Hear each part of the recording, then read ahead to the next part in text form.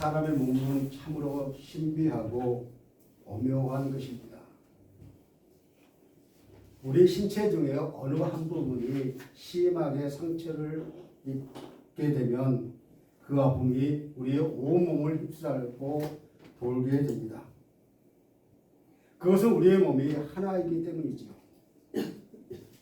우리의 몸은 기계적인 결합으로 이루어진 것이 아니라 서로가 유기적으로 이루어진 하나인 것이기 때문이죠.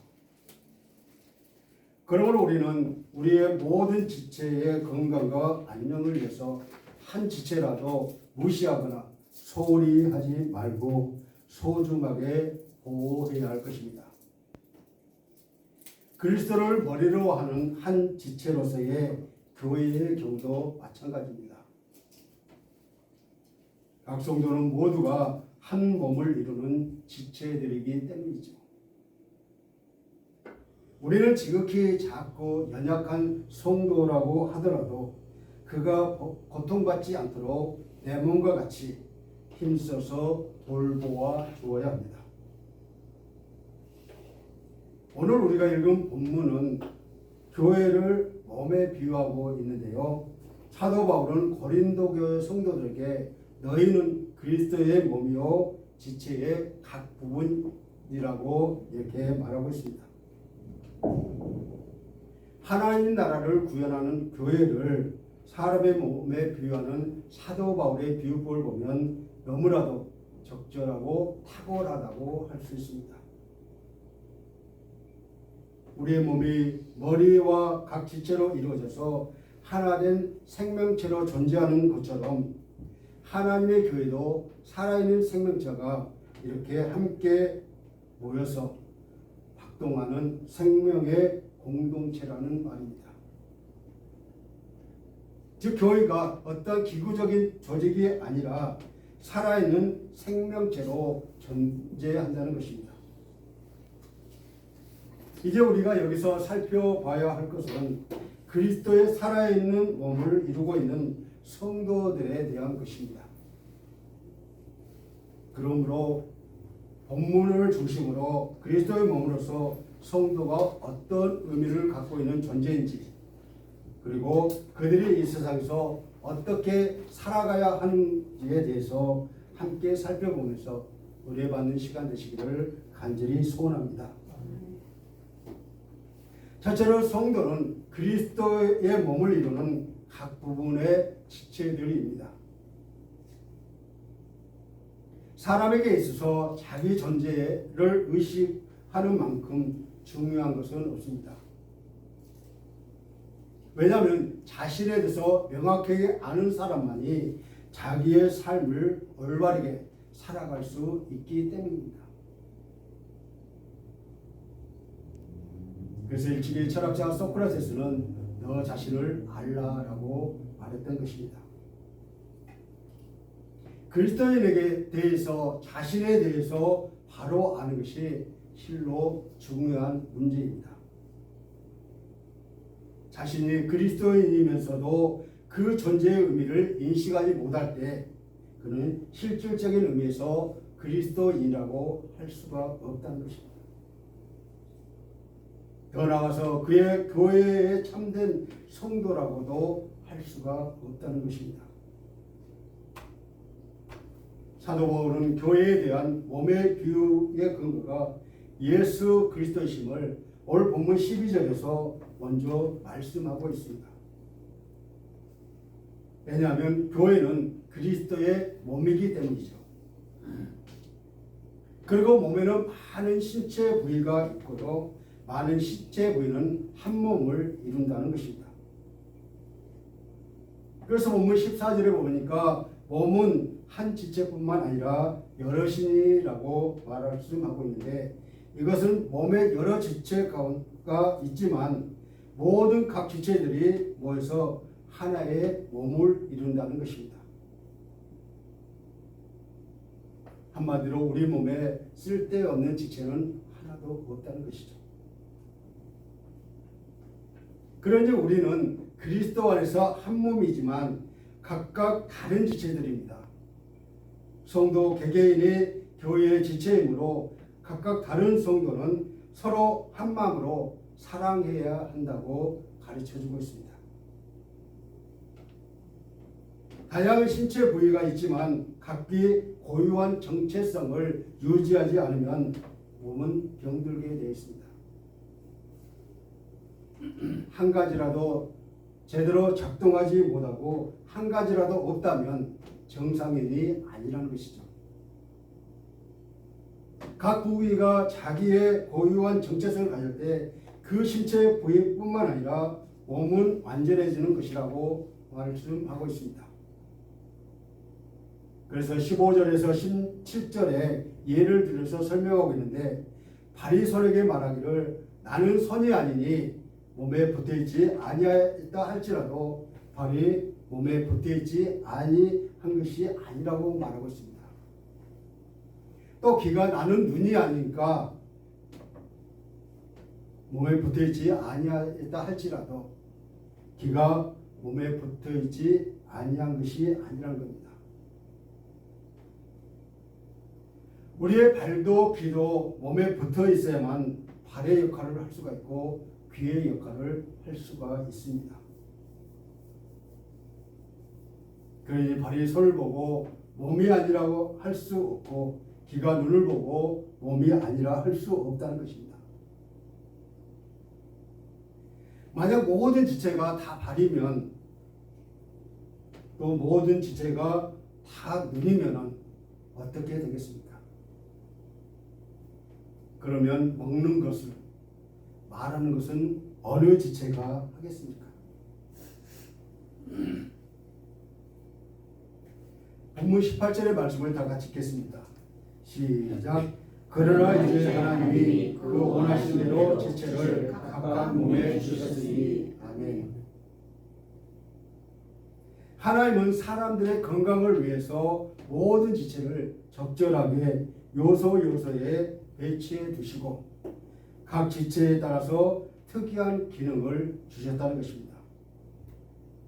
다시 말하면 눈이 있어야 할 곳에 눈이 있게 하시고, 귀가 있어야 할 곳에 귀가 있게 하시고, 코가 있을 곳에 코가 있게 하시고, 그리고서 우리 몸이 전혀 어려움이 없이 활동할 수 있게 그렇게 해주셨다고 합니다.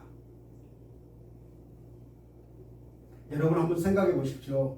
우리의 몸이라는 것이 겉으로 보이는 것 부분이나 몸 안에 보이지 않는 오장육부, 뼈마디, 근육과 살과 신경 조직과 혈관, 그리고 그 혈관에 흐르는 피 한 방울에 이르기까지 소중하지 않은 것이 없다는 것입니다. 우리 인간은 약 60조의 세포로 구성되어 있다고 합니다. 60조. 어마어마하잖아요. 신비하지 않습니까? 그 모든 세포들이 생성되고 사라지고 또 생성되고 사라지고 하면서 인간의 수명을 유지하고 보존하며 살아가는 것이라고 이야기하고 있습니다. 이처럼 인간의 몸의 지체는 그 기능과 모양에 따라서 하나님의 뜻 안에서 지음을 받은 것이라고 이야기하고 있습니다. 각각의 지체가 자기가 있는 그 자신의 기능을 제대로 할 때에 인간의 몸은 건강하게 된다는 것입니다. 그러니 눈이 손보고 내가 너를 쓸데없다 하지 못하며 머리가 발들어 내가 너를 쓸데없다 하지 못할 것이라고 오늘 본문에서 말씀하고 있습니다. 몸의 지체 모두가 다 소중한 존재이기 때문이죠. 건강한 사람은 지체의 모든 분야가 건강하게 제자리에서 자기의 구실을 잘하고 있기 때문입니다. 그렇지 않다면 힘이 불편해서 살기가 어렵습니다. 그러므로 우리의 몸의 구석구석을 살펴보면서 있어야 할 곳에 있는 것이 진심으로 감사를 드려야 합니다. 두 번째로 이 지체가 모여서 교회를 이룹니다. 교회 공동체의 어떤 지체도, 어떤 성도도, 어떠한 형제 자매도 필요 없는, 쓸데없는 지체는 없다는 것입니다. 어떤 이는 눈과 같은 지체도 있고, 어떤 이는 기와 같은 지체도 있고, 어떤 지체는 발과 같은 지체도 있고, 손과 같은 지체도 있다는 것입니다. 이 모든 지체가 한 몸이 되어서 교회라는 신앙 공동체를 이루고 있습니다. 이 교회는 바로 주님의 몸입니다. 그러므로 성도는 교회의 발이 되고, 교회의 손이 되고, 교회의 눈이 되고, 교회의 귀가 된다는 것이죠. 이렇게 손과 발, 눈과 귀, 각 부분들이 모여서 하나의 몸을 이루듯이 우리 성도 한 사람 한 사람이 모여서 하나님의 나라의 공동체인 거룩한 교회를 형성해 간다고 이야기하고 있습니다.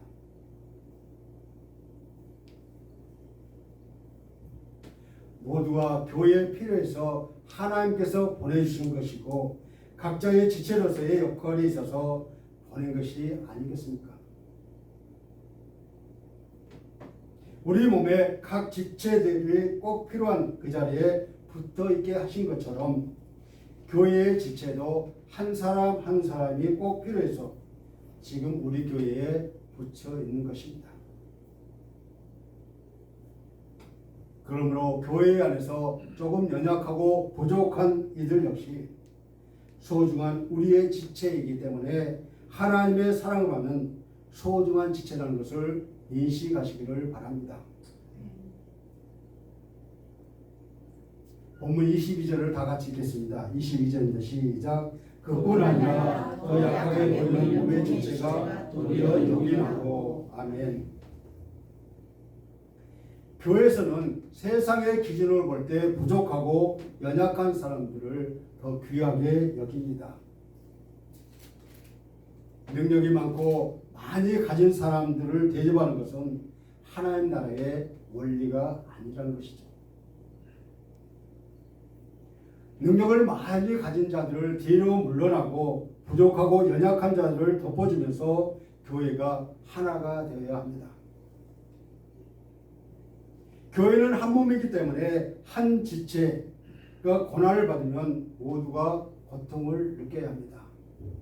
또한 한 영혼이 영광을 받으면 함께 즐거워해야 합니다. 한 성도가 그리스도를 위해서 고난을 받고 영광을 얻을 때 성도와 함께 고난받고 즐거워해야 한다는 것이죠.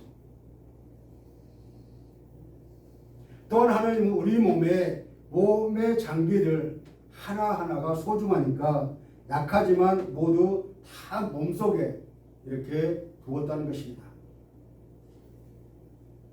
만약 여러분 생각해 보시죠. 눈썹이 없다면 불편하기는 하겠죠. 그러나 우리는 볼 수가 있습니다. 만약 여러분의 눈동자가 망가졌다면 보이지 않기에 우리 눈 안에 넣어둔 것입니다. 약하지만 중요하기 때문이지요. 여기에 신비로운 하나님의 능력이 발휘됩니다. 비록 성도 개개인의 각각의 개체로 존재하지만 그 개체의 존재들이 하나님의 사랑의 끈으로 끈끈하게 연결돼서 한 가지 목적을 지닌 하나의 공동체로 결합되는 사실입니다. 우리 개개인들의 몸이 모여서 그리스도 안에서 성령과 한 마음으로 거룩한 하나님의 나라를 이루어가는 생명의 공동체로 존재하게 되는 것입니다. 이렇게 볼 때 성도는 역사 속에서 하나님 나라를 성취해가는 주역들이라는 것입니다. 성도들이 만약 자기의 존재의 성을 상실한다면 그것은 교회의 존재성을 상실하는 것이고 더 나아가서 하나님 나라의 올바른 모습을 상실하게 되는 것이죠. 본문 27절에서 사도 바울은 성도의 본질적인 의미에 대해서 명확하게 말하고 있습니다. 다 같이 읽겠습니다. 27절입니다. 시작. 너희는 그리스도의 몸이요 지체의 각 부분이라. 아멘. 여러분, 교회는 무엇입니까? 교회란 무엇입니까? 교회는 건물이 아니라 예수님을 믿는 사람들이 모인 그 공동체입니다. 다시 말해서 예수님을 주로 고백하는 사람들이 모여서 이룬 공동체가 바로 교회라는 것입니다. 역사 속에서 하나님의 나라를 이루어가는 생명의 공동체입니다. 따라서 성도 여러분, 한 사람 한 사람이 교회를 통해서 그리스도의 몸을 이루는 것입니다. 그래서 여러분이 예수 그리스도를 구주로 영접하고 하나님을 믿으면 성령님께서 여러분의 심령에 내재하여 계십니다. 또 바울은 그리스도가 교회의 머리라고 했습니다. 그래서 그렇다면 그리스도의 몸인 성도는 무엇입니까? 성도는 다름 아닌 교회의 몸입니다. 그러므로 성도는 그리스도에게서 온 몸이 각 마디를 통해서 도움을 입고 들어가여 각 지체의 분량대로 역사하며 그 몸 전체가 사랑 안에서 자라는 귀중한 존재입니다. 이렇게 생각해 볼 때 우리 개개인의 성도가 얼마나 의미 있는 존재라는 것을 우리가 알 수 있습니다. 그러므로 성도들은 자기의 올바른 모습을 유지하면서 세상에 거룩한 하나님의 나라가 세워지도록 해야 하는 것입니다. 교회는 특정한 사람, 특정한 헌신자들로 이끌어가는 공동체가 아니라 모두가 각자의 역할을 감당하며 힘있게 나가는 공동체가 되어야 합니다. 우리 주님께서는 오늘도 너는 내 종이다. 내가 너를 지었으니 구별된 사람답게 살아라라고 성도들에게 말씀하십니다. 비록 부족한 우리들이지만 우리들이 모여서 하나님의 거룩한 교회를 이룬다는 귀한 사실을 늘 잊지 마시기를 바랍니다. 세 번째로 이들은 하나님의 나라와 의를 세상에 실현합니다. 이 말은 기독교 신앙에서 매우 중요한 개념으로 성도들의 개인적인 구원에 머무르지 말고 각자의 삶에서 하나님의 뜻을 따르고 실천함으로써 세상 속에서 하나님 나라를 건설하는 데 적극적으로 참여해야 할 것을 강조하고 있습니다. 각 지체의 헌신과 노력이 모여서 세상에 하나님의 정의와 사랑을 실현하는 데 기여한다는 의미를 담고 있습니다. 그러므로 성도들 자신의 존재를 자각할 때 자신이 그리스도의 몸이며 그리스도의 교회의 중요한 지체임을 깨달았을 때 그는 이제 단순한 한 개인이 아니라는 것입니다. 그는 이제 땅 위에서 하나님의 주권을 세우는 일에 주체적으로 앞장서는 하나님의 나라의 일꾼이 된다는 것이죠. 하나님 나라는 하나님의 통치가 임하는 곳, 즉 하나님의 뜻이 이루어지는 세상을 의미합니다. 이는 단순히 미래의 천국만을 의미하는 것이 아니라 현재 삶 속에서 하나님의 정의와 사랑이 실현되는 것을 포함하고 있습니다. 그는 자신이 어떤 존재이며 어떤 방향으로 살아야 하는지 너무도 명확하게 알고 있기에 자신의 전 삶을 다 바쳐 마땅히 구해야 할 바를 구하고 찾으며 세상을 살아가는 것입니다. 그 때문에 성도들은 하나님 나라의 영광을 위해서 살아야 합니다. 의인은 하나님의 뜻과 기준에 맞는 그러한 올바른 삶의 방식을 말합니다. 성도들은 세상의 가치관에 휩쓸리지 말고 하나님의 말씀에 따라 의로운 삶을 살아야 합니다. 성도가 정말로 하나님만을 주인 삼어 하나님의 자녀답게 살고 있다면, 그리고 재물로 인해 염려하지 않는 삶을 산다면 반드시 하나님께서 입히시고 먹이십니다. 만약 계속해서 내일의 의식주를 문제로 염려하면 사실 이방인처럼 재물을 주인으로 삼고 있는 불신자인데, 신자인 척 하거나 아니면 하나님의 나라와 의를 잠시 잊고 있는 믿음이 연약한 자라는 것입니다. 그러므로 오직 하나님만 주인을 삼는 성도가 자신의 존재와 삶과 인생을 통해서 하나님의 거룩한 통치가 자기가 속한 모든 공동체에 임하며 예수님의 십자가에 드러나 당신의 의가 더욱 널리 드러나게끔 살아가야 하는 것입니다. 이렇게 하나님의 나라와 의를 세상에서 실현해야 한다는 것이죠. 실현이란 각 지체들이 하나님의 뜻을 따르고 의로운 삶을 실천함으로써 세상에서 하나님 나라를 드러내고 확장시켜 나가는 것을 의미하고 있습니다. 이는 개인의 삶뿐만 아니라 사회 전반에 걸쳐 하나님의 정의와 사랑이 실현되도록 노력하는 것을 포함하고 있습니다.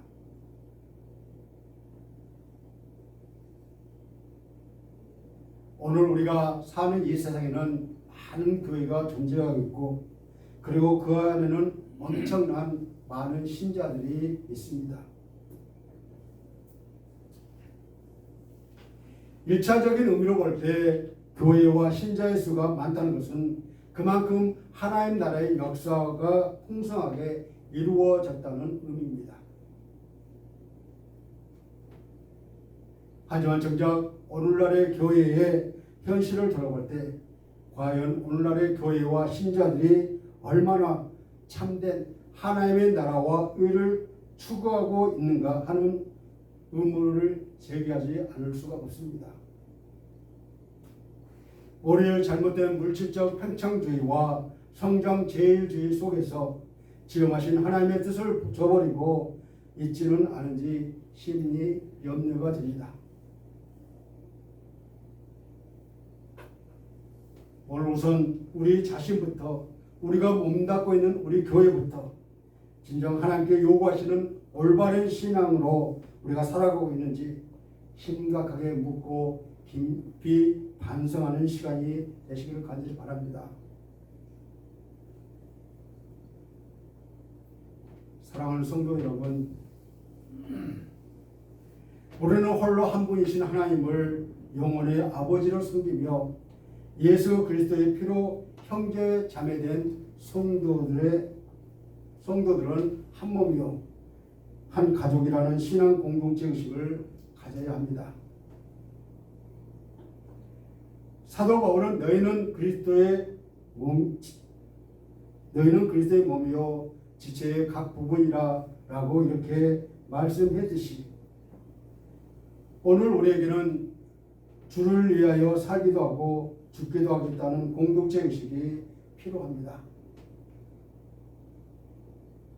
주님의 몸인 교회를 위해서 나의 모든 것을 바치겠다는 희생 정신이 필요합니다. 성령으로 한 몸을 이루어겠다는 뜨거운 가족 의식이 필요합니다. 우리 모두는 하나입니다. 나는 나, 너는 너라는 개인주의적 생각을 버리고 성령으로 한 몸 된 교회가 되어 지옥을 복음화하고 이 땅 위에 하나님의 나라를 세워나가는 성도가 되시기를 바랍니다. 말씀을 맺겠습니다. 우리는 오늘 그리스도의 몸인 성도들에 대해서 함께 생각해 보았습니다. 성도들은 주 예수 그리스도의 거룩한 피로 거듭난 존재로서 교회의 지체를 이루며 사는 사람들입니다. 그렇다면 이제 우리는 어떻게 살아야 할까요? 우리는 진정 오늘 이 시간부터 그리스도의 몸이며 거룩한 교회의 지체다운 삶을 구체적으로 실천하며 살아야 하겠습니다. 또한 나약한 우리의 심성이 거친 세상에서 힘을 잃지 않도록 성령을 의지하는 가운데 늘 기도하며 나아가야 할 것입니다. 그것이 우리의 삶이 하나님 나라의 삶이기 때문입니다. 이런 은혜가 저와 여러분에게 함께 하시기를 주님의 이름으로 간절히 축원합니다.